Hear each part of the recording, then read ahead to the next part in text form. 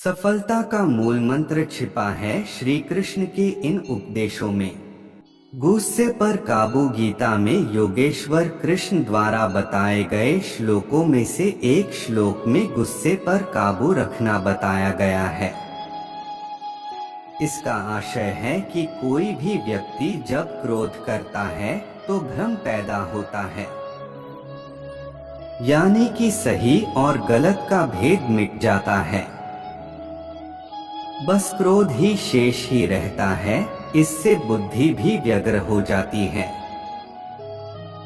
इसके बाद किसी भी सही बात का तर्क व्यर्थ जाता है और तब व्यक्ति के पतन की शुरुआत हो जाती है। वर्तमान समय में यदि इसकी प्रासंगिकता की बात करें तो किसी भी कार्य को करते समय यदि क्रोध आ जाए तो कार्य प्रभावित होता है। कई बार तो यहाँ तक देखा गया है कि लोग क्रोध में आकर अपनी नौकरी, रिश्ते या फिर जिंदगी तक को दांव पर लगा देते हैं। वह अपने क्रोध के दुष्परिणामों के बारे में कभी भी विचार नहीं करते। इसलिए जरूरी है कि जब क्रोध आए तो कुछ क्षण रुककर उससे होने वाले परिणामों के बारे में एक बार जरूर विचार कर लें। इसके बाद ही कोई भी कदम उठाएं। देखने का नजरिया। श्री कृष्ण कहते हैं, व्यक्ति को ज्ञान और कर्म दोनों को ही एक समान रूप में देखना चाहिए, यानी कि एक ही नजरिया रखना चाहिए। वर्तमान समय में यदि इसकी प्रासंगिकता को देखें तो कई बार ऐसा देखने और सुनने में आता है कि व्यक्ति बातें तो बड़ी बड़ी कर्म प्रदान करता है, लेकिन जब खुद वह उस स्थिति में होता है तो वह उन्हें भूलकर जो खुद के लिए सही हो बस वही करता है। फिर चाहे उसके लिए वह अनजाने में ही दूसरों का अहित कर रहा हो। इसलिए ज्ञान और कर्म दोनों को ही सदैव एक समान नजरिए से देखना चाहिए। कर्म वही करें जिसकी ज्ञान इजाजत देता है। इस तरह से व्यक्ति सही गलत और पाप पुण्य के बीच का फर्क आसानी से समझ सकता है। मन पर नियंत्रण। श्रीमद् भगवत गीता के एक श्लोक में योगेश्वर कृष्ण ने बताया है कि व्यक्ति का अपने मन पर नियंत्रण जरूर होना चाहिए। वह अर्जुन से कहते हैं कि मन अत्यंत चंचल होता है। इस पर विराम लगाना मनुष्य की जिम्मेदारी होती है, अन्यथा यह तो अपनी ही गति से चलता रहता है। वर्तमान समय में मन पर नियंत्रण रखने से आशय है कि कई बार हमें पता होता है कि जो कुछ हम कर रहे हैं या फिर करने जा रहे हैं उससे किसी का अहित हो सकता है, या फिर हो सकता है कि खुद के लिए भविष्य में यह नुकसानदायक हो, लेकिन वर्तमान में कुछ पलों के लिए वह सुखद है।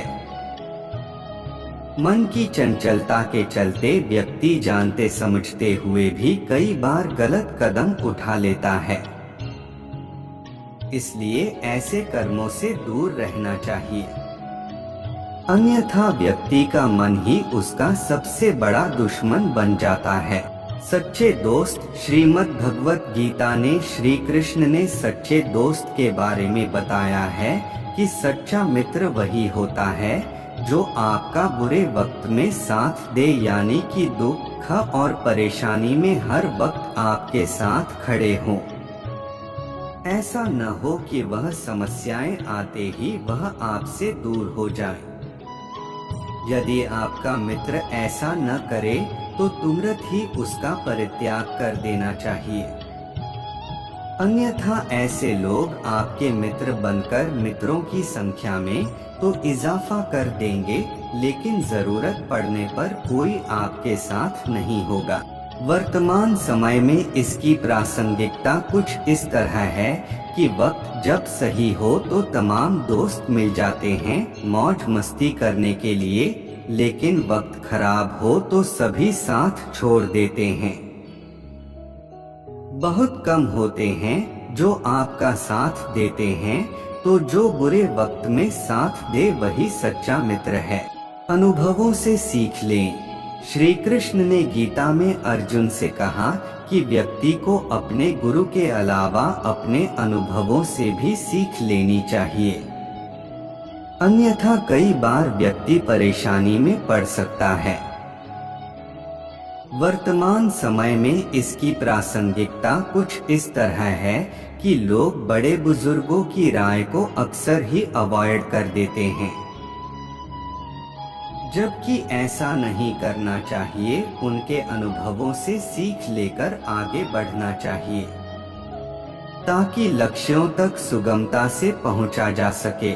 अन्यथा कई बार ऐसा भी देखा गया है कि बार बार असफलता मिलने के बाद भी व्यक्ति उसी पथ पर उसी प्रक्रिया से बार बार गुजरता है, जबकि उसे बीते समय में मिले परिणामों का विश्लेषण करना चाहिए और फिर मिले अनुभवों के आधार पर आगे बढ़ना चाहिए।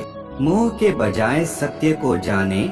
श्रीमद् भगवत गीता में श्री कृष्ण अर्जुन को बताते हैं कि मोह के बजाय सत्य को जानने का प्रयास करना चाहिए, यानी कि शरीर एक दिन नष्ट हो जाएगा तो इसका मोह त्याग दें और समाज और धर्म की स्थापना के लिए जो भी बेहतर से बेहतर कर सकते हो उसे करने में कोताही न बरतें।